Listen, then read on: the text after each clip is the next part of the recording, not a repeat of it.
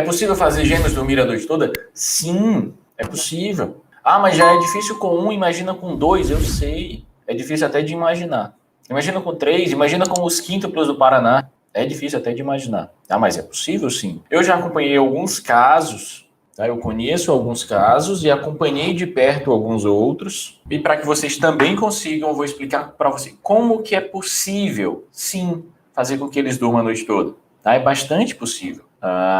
É mais difícil do que apenas um bebê? Sim, com certeza, claro. Mas tem um detalhe que eu vou contar para vocês, um detalhe, que eu não sei se vocês já fazem, se vocês já seguem, que diminui bastante essa dificuldade, que diminui bastante essa disparidade em relação a só ter um, em relação a ter dois. Ficando quase igual, na verdade. A dificuldade fica quase igual, fica quase a mesma de só ter um, daquela que só tem um. Mas para que esse ponto faça sentido, é preciso resolver as principais dúvidas. E não por coincidência, as principais dúvidas bateram muito bem com as dúvidas que vocês mandaram nos stories. Como, por exemplo, a Franciele Nascimento perguntou, ela e outras 847, gêmeos devem dormir junto? Dormir junto ou dormir em quarto separado? Dormir no mesmo berço ou dormir em berços separados? E se por acaso um dormir muito melhor do que o outro? Se um naturalmente dorme muito mais do que o outro? Separa os dois? Separa as duas? E a verdade é que não, tá?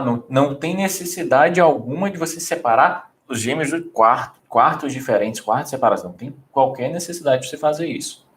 Exceto casos muito pontuais, específicos.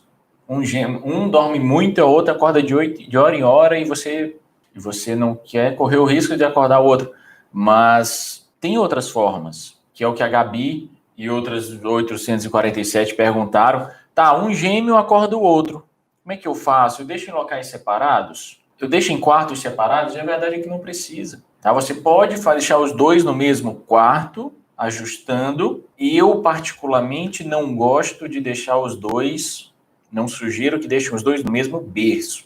Ou deixa em um berço grande com aquela divisória que tem uma divisória, ou deixa em dois berços. Mas isso é sugestão minha, tem que bote todo mundo junto e tá tudo bem. Para que um não acorde o outro, você deve ajustar o ambiente do sono, você deve ajustar a quantidade de ruídos. Para isso você pode usar o ruído branco, tá? Para isso você pode usar o ruído rosa, que é um ruído branco com frequência menor, com intensidade menor. Você pode usar a playlist Snob, vai no YouTube, vai no Spotify, bota playlist Snob que é uma música de fundo. O ruído branco, a playlist, seja o que for, ele vai amenizar os ruídos. O ruído branco, a playlist, são os ruídos constantes. Eles se mantêm constantes. Com isso, quando um gêmeo acorda e chora, isso ameniza, isso abafa um pouco esses ruídos do choro. Tá? Aí, nesse caso, você pode usar músicas, ruídos, tanto no ritual, tanto apenas para dormir, como no sono noturno inteiro. Nesse caso, você teria que deixar no sono noturno. Outra coisa, se um acorda, e se isso for nas sonecas, um acordou antes do outro, o que fazer? Quando um acorda, você vai e observa se esse bebê que acordou ainda está com sono. Se tiver, coloca para dormir de novo. Se não tiver ou não conseguir colocar, tira do ambiente. Já o sono noturno, a intenção é que continue dormindo mesmo. Ao acordar, você consola, ao acordar chorando, você consola da forma mais rápida que conseguir, para que ele volte a dormir. Ah, não, tá muito choro, seja lá por qual motivo. E não estou conseguindo, tá muito difícil de fazer esse bebê voltar a dormir. Aí você tira do ambiente. Porque se fazer um dormir já tá difícil, imagina dois. Aí sim pode ser que vale a pena. Mas no sono noturno você deve evitar ao máximo tirar o bebê do ambiente. Certo? Em relação ao ambiente, vocês entenderam? Em relação aos gêmeos prematuros, perguntaram na live de meio-dia. Todo prematuro, ou melhor, em relação à orientação da prematuridade. A primeira coisa que a gente precisa avaliar são as sequelas, se esse bebê tem alguma sequela causada pela prematuridade. Não tem, ótimo. É só você lembrar de seguir, de corrigir a idade gestacional e vida que segue, vida normal. Apenas lembrar de corrigir. Como, por exemplo, eu respondi agora há pouco a uma mãe que botou meus gêmeos prematuros, meu bebê prematuro de 2 meses, que é colo o tempo inteiro. Tanto é normal ver um bebê de 2 meses querendo colo o tempo inteiro, principalmente sendo prematuro. Ela claramente não assistiu às aulas de esterogestação, não assistiu à aula do desenvolvimento de 0 a 3 meses, do sono do bebê de 3 a 6, que eu recapitulei isso. Então, ela claramente não assistiu, tá? Então, se seu bebê é prematuro, deixa eu voltar aqui, voltou? Acho que sim. Se seu bebê é prematuro, se certifique se ele tem alguma sequela ou não, porque aí vai variar muito, e corrige a idade gestacional. Corrigindo a idade gestacional, vida normal, vida que segue e vai, como qualquer outro bebê. Outro ponto importante que o Marcos perguntou: quando querem mamar os dois ao mesmo tempo, o que faz? Quando os dois emitem, quando os dois já estão chorando de fome, quando os dois já estão chorando de sono, o que faz? E é bem difícil mesmo conciliar os dois ao mesmo tempo. É bem difícil de amamentar os dois ao mesmo tempo. É muito difícil mesmo. É bem difícil de fazer dormir os dois ao mesmo tempo. Isso é quase impossível. Nesse caso, dos dois ao mesmo tempo, uma rede de apoio é fundamental. É fundamental. Principalmente bem no início mesmo, nos primeiros meses de vida. Não tem rede de apoio. Não tenho rede de apoio e moro em outro país e só tem eu e meu marido e ele trabalha. Ou simplesmente não tem mesmo rede de apoio. Aí, nesse caso, amamentar os dois ao mesmo tempo é bem difícil mesmo, ou para tudo dar-se um jeito. A Tiele, por exemplo, conseguia amamentar as duas ao mesmo tempo sozinha. Ela pegava a almofada de amamentação, colocava um bebê entre a almofada e ela, o outro bebê entre a almofada e ela, e depois ela ficava segurando os dois, segurando as duas, coordenando o movimento. É fácil? De jeito nenhum fazer isso. De jeito nenhum. Mas é possível. E se alguém quiser saber mais detalhes de como ela fez, eu marquei ela nos stories já hoje. Dá para ver, depois se fala com ela. Tá? Depois vocês conversam com ela. Além disso, se o bebê já está chorando de fome ou de sono, isso é um forte indicativo de que você perdeu alguns sinais. Você perdeu o sinal de fome, você perdeu o sinal de sono. Por quê? Porque o bebê, antes de chorar, o choro é o último sinal de sono, é o último sinal de fome. Se esse bebê está chorando de fome, ele emitiu alguns sinais antes. Se esse bebê está chorando de sono, talvez entrando em efeito vulcânico, ele emitiu alguns bons sinais antes. E você deixou passar. Porque talvez nem conhecesse, tudo bem. Mas saiba agora você sabe. E tem uma aula aqui no meu YouTube, no meu canal, para vocês do Instagram, depois vocês entram e veem se tiverem interesse, que é pesquisa, Dr. Odilo, sinais de sono e fome. Sinais de sono, sinais de fome. Então, os dois na mesma aula. Vale a pena. Vale a pena conhecer. Outro ponto.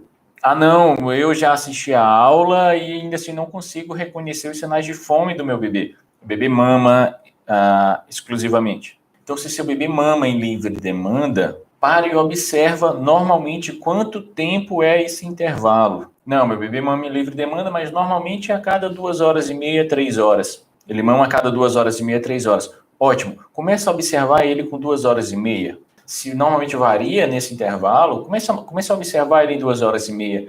Veja se ele parece querer mamar. Porque assim você amamentaria antes de chegar ao ponto de chorar, depois amamentaria o outro. Porque o bebê, quando acontece do bebê estar com sono e fome ao mesmo tempo, dá tudo errado. Dá tudo errado, porque nem ele come bem por causa do sono, nem ele dorme bem por causa da fome, tá? Corre o risco dele entrar em efeito vulcânico, e aí acabou tudo mesmo. Então, observa teu bebê, conhece o teu bebê, os sinais do teu bebê, se a previsibilidade se antecipa a isso, saiba que o choro é o último sinal. Você não precisa esperar seu bebê chorar para amamentar, você não precisa esperar seu bebê chorar para fazer com que ele durma. Existem vários outros sinais antes disso. Falando sobre rotina, efetivamente, quando começar a rotina? A mesma orientação de qualquer bebê. Eu oriento a partir dos 45 dias de vida, principalmente para você, mãe de gêmeos, para você ter um tempo de respirar, para você ter um tempo para respirar, tá? Para você ter um tempo de cuidar da amamentação, que não vai ser fácil.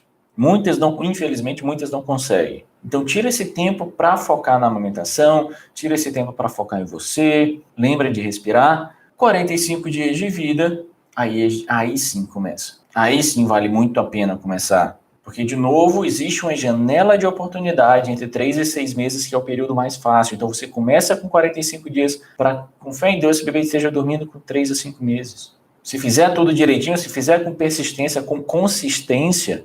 Persistência é você persistir fazendo. Consistência é você manter a forma correta de fazer. E paciência, porque não é tudo no mesmo dia, não é tudo do dia para a noite.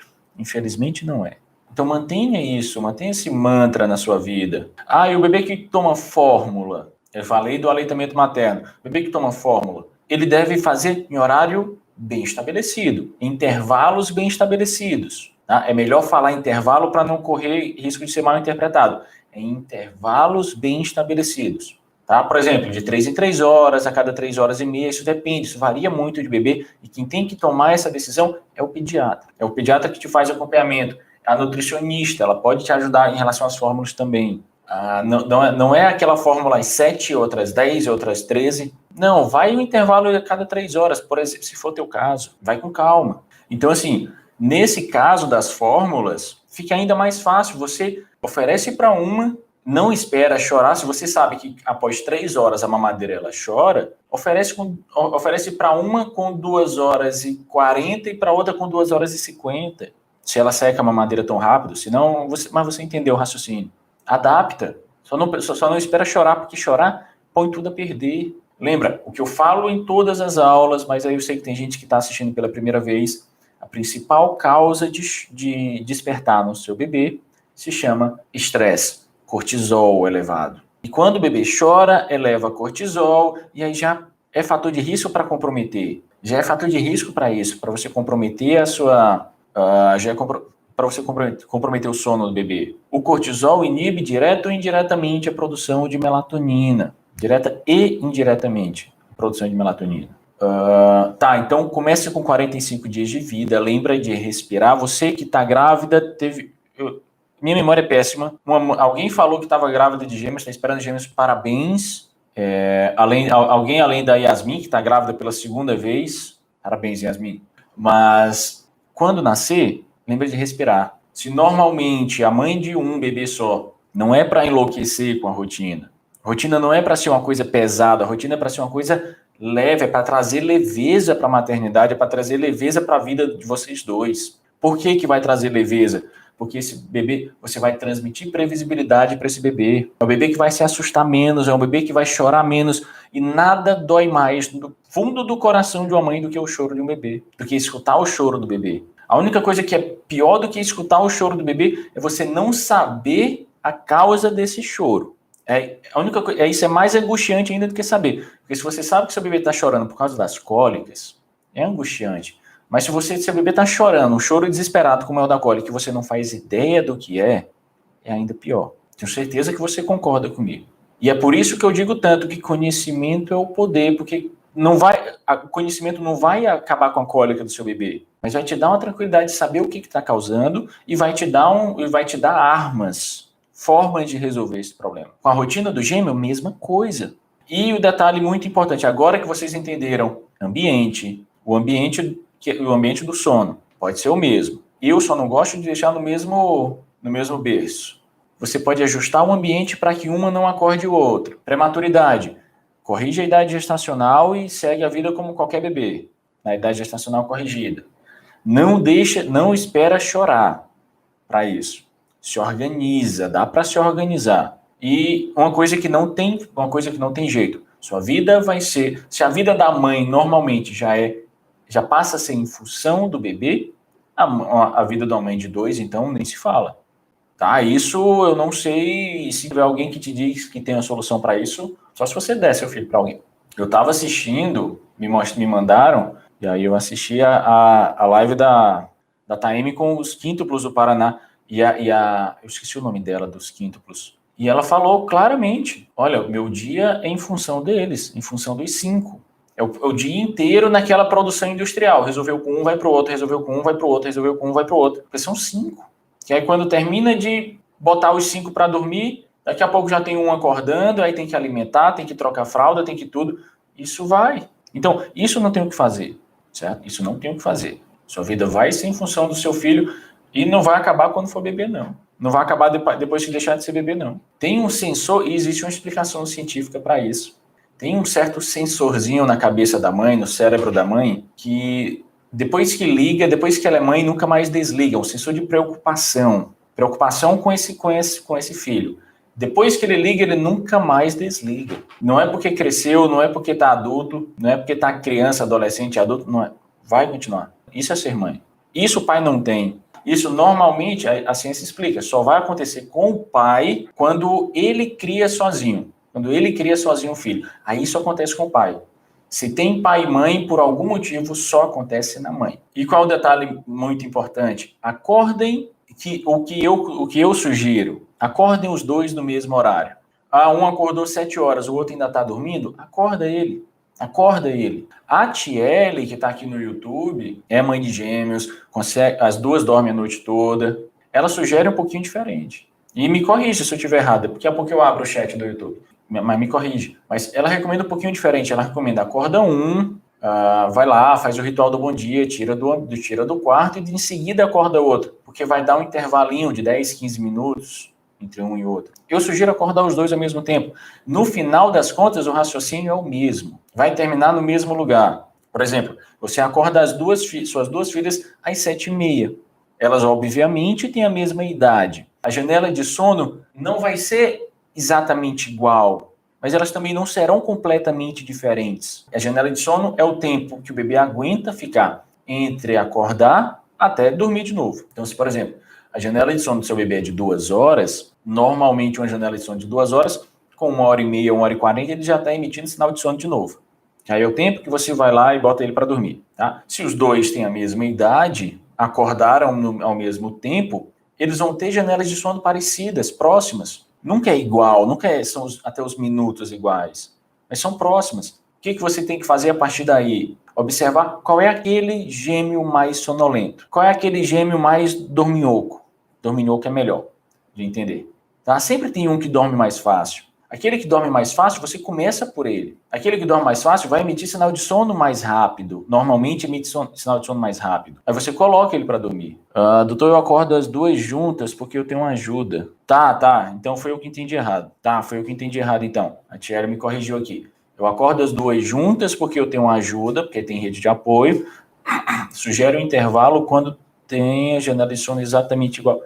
E cuida sozinha. Dessa forma você vai dar uma ajustada no tempo. É isso. Esse intervalo que a Tiele sugere, se você acorda um às 7, um exemplo só, se você acorda um às 7 e o outro às 7h30, a janela de sono dos dois vai ser mais ou menos às 7h15, 7h30 é muito tempo. A janela dos dois vai ser mais ou menos suas 2 horas. É claro, é muito provável que esse bebê que acordou às 7 vai sentir sono antes. Então ele emitiu o sinal de sono, você coloca para dormir. Assim que você terminar de colocar, o outro já está com sono também. Aí você coloca o outro. Dessa forma, dificilmente você vai chegar ao ponto de algum dos dois entrar em efeito vulcânico. Chegar ao ponto dos dois chorarem de tanto sono. E eu digo mais, acorde primeiro que ele faça isso tudo primeiro naquele mais fácil, naquele que costuma aceitar o seu ritual mais fácil. Aí você garante um. Aí depois o teu problema vai ser só com o ritual do segundo. Sempre tem um mais fácil, sempre tem um mais domiocozinho do que o outro. Então, assim, se você fizer acordar no mesmo horário, ou com intervalos muito pequenos, dois, vão ser praticamente juntos. A mãe que só tem um bebê, por exemplo, 4 meses, 5 meses, acorda às 5, janela de sono de 2 horas, mais ou menos, só um exemplo. Vai dormir às 9, a primeira soneca às 9. Se você que é mãe de gêmeos, acorda os dois às 7, um acorda às 7, você acorda o outro, eles vão sentir sono perto das 9 do mesmo jeito. O que você precisa ter ainda mais do que os outros? Isso sim é bem mais difícil mesmo. Você vai precisar ter um bom ritual do sono. Alguma coisa que realmente relaxe esse bebê. Um ritual que realmente relaxe esse bebê. Para não demorar tanto, tá? Para não demorar tanto. Aí você vai precisar ter.